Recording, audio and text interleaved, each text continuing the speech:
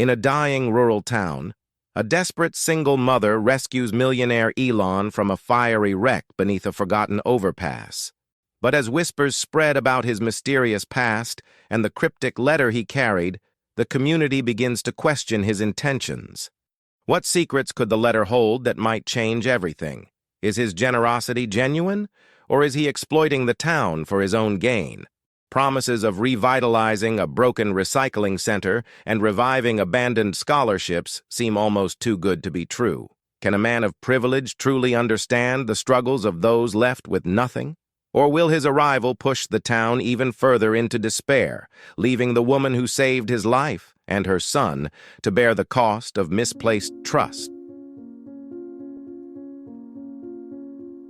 On a quiet stretch of a rural highway, long after the sun's warmth had fled the sky, the world seemed reduced to silhouettes and muffled sounds. The overpass, an old concrete structure with its chipped paint and rusted railings, arched over the winding road like a weary guardian. Below it, the asphalt glistened from a recent rain, and the distant hum of a passing truck rattled faintly, vanishing almost as quickly as it came. A few yards beyond the roadside brush, an abandoned playground stood hushed, its swings creaking softly in the breeze. Nearby, a lone streetlight flickered and hummed, illuminating the gravel shoulder in a sickly glow. Beneath that overpass, small aluminum cans clinked in a burlap sack on the shoulder of a narrow path, and a pair of tired hands tightened around the coarse fabric. Those hands belonged to Maria, a medium brown-skinned woman with determined eyes and a slight stoop that made her appear older than her 35 years. She wore layers of mismatched sweaters, all threadbare at the elbows, a cap pulled low over her braided hair, and woolen gloves with the fingertips worn down to the threads. Maria's skin, tinged with the warmth of countless days laboring under the sun, carried scars invisible to the eye but felt in the tightness of her voice and the careful way she measured every step. She had lived near this stretch of road her entire life, though you'd never find her home listed on a tourist map. The old rental house on the far edge of town sheltered her and her 11-year-old son, Mateo, though sheltered might have been too generous a word for a place that barely kept the wind from singing under the doorframe. Still, it was theirs, and that was enough. She collected cans each night because every cent mattered, every single one. Mateo was asleep at home under a thin quilt, dreaming of a future filled with books and possibilities. A future Maria vowed to deliver, even if it meant braving the darkness and scouring the ditches and shoulders for empty soda cans. As she bent to scoop up another aluminum prize, a distant sound reached her ears, faint but distinct, like the muted crack of branches after a heavy snowfall. She straightened and listened. The night was otherwise still, save for a distant lullaby drifting from somewhere, perhaps from another home down the lane. A music box playing a gentle, tinkling melody that barely crossed the damp air. Overhead, no stars dared to peek through the quilt of thick clouds. Maria took a step forward, her boots heavy in the dirt, and listened once more. Then it came again, a screech, sudden and alarming, followed by a sickening thud that rolled through her chest. Her heart lurched. Something had happened on the curve of that slippery road. She abandoned her sack and rushed toward the overpass. Gravel crunched underfoot. The smell of damp earth and old tar rose up around her. Ahead, headlights angled strangely into the darkness, illuminating nothing but empty space and twisted guardrails. As she approached, her eyes adjusted enough to see the unmistakable shape of a battered sedan, its nose kissing a tree trunk. In the driver's seat, a man leaned against the steering wheel, motionless, his medium brown skin reflecting the dim glow of the distant streetlight. Another flicker of lightning far off in the sky revealed the scene in a ghostly flash.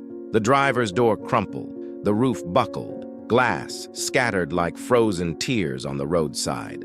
Maria's breath caught in her throat. She remembered stories of desperate thieves and tricksters who staged accidents, but the stillness here felt genuine. The car's engine hissed, and a thin wisp of smoke curled from under the hood. Her old fears and cautious instincts waged war with her compassion. Then she heard it, a low groan from the man trapped inside. She hurried forward without thinking, hands trembling. She tried the door, No luck, it was jammed. She circled to the passenger side and found that door cracked open slightly. She pulled it wide, shards of glass tinkling onto the muddy ground, and leaned in. The driver, a man named Elon, though she would only learn that later, was somewhere in his late 40s with lines of worry etched at the corners of his eyes. His well-tailored jacket was torn at the shoulder, revealing a white shirt beneath, now stained with soot and grime. An ugly gash on his forehead seeped blood. He was breathing, barely. Maria's heart pounded. If the engine caught fire, or if the leaking gasoline on the ground ignited, they wouldn't have long. She had no time for doubts. She reached through the broken window with careful force, wincing as glass splinters tugged at her sweater. With determined strength, she released his seatbelt, slipped her hands beneath his arms, and heaved. He was heavier than he looked, and her boots slid on the wet ground, but she didn't stop. Every ounce of muscle, every callus, every stubborn spark of her will surged into this effort. "Please wake up!" she shouted, her voice cracking in the silent night. Elon did not respond, but he stirred, his head lolling to one side. With one final pull, she dragged him clear of the wreckage, both of them collapsing onto the muddy embankment. Behind them, the sedan gave a violent shudder, a spark beneath the hood igniting a small flame. Maria scrambled to pull Elon farther from the car. The flame grew taller, feeding on spilled fuel and the plastic of the dashboard, painting the night in flickering orange and black shadows. Within a minute, the interior was ablaze, fumes rising into the cold air. Maria watched, breath coming in ragged gasps. She'd saved him. She'd done that. Her chest ached, and she realized she was crying silently, tears mingling with the soot on her cheeks. She looked down at Elon, who blinked slowly, confusion clouding his eyes as if trying to recall how he'd ended up sprawled on the ground with a stranger's trembling hands cradling his head. He coughed, wincing, and tried to speak. No words came out, just a labored wheeze. She placed a reassuring hand on his shoulder and looked around, expecting someone, anyone else, to come running. But the road was empty. They were alone with the burning wreck. She needed to get help. The nearest hospital was miles away. The old payphone back at the gas station might still work, but that was a long walk. She touched Elon's forehead gently, feeling his skin clammy under her gloves' torn wool. He needed attention soon. But in her world, there were no easy answers. She had her burlap sack of cans, a few coins in her pocket, and a promise to herself that she would always find a way, no matter what. Now she had an injured stranger who'd narrowly escaped death. She reached into her coat, fumbling for a rag to press against his wound. "Mister, listen to me," she said softly but firmly, leaning close so he could see her face by the dull glow of distant headlights. "You're hurt. I'll try to help you, but I need you to stay awake. Can you hear me?" Elon's eyes flickered, his gaze struggling to focus. He managed a weak nod and coughed again, grimacing at the pain that racked his chest. Maria looked over her shoulder at the fire now raging in the car's shell, throwing sparks that hissed against the damp ground. The smell of burned upholstery stung her nostrils. She felt fear rising, but fear could wait. First, she had to make sure this man survived. She helped him sit up, supporting his back with her arm. Her gloves pressed against his shirt, smearing soot across the expensive fabric, but that didn't matter now. With her free hand, she wiped the blood from his eyebrow. He tried to speak again, this time managing a raspy whisper. Where? We're under the old overpass," she said, steadying her tone. "Your car skidded. You had an accident. I pulled you out."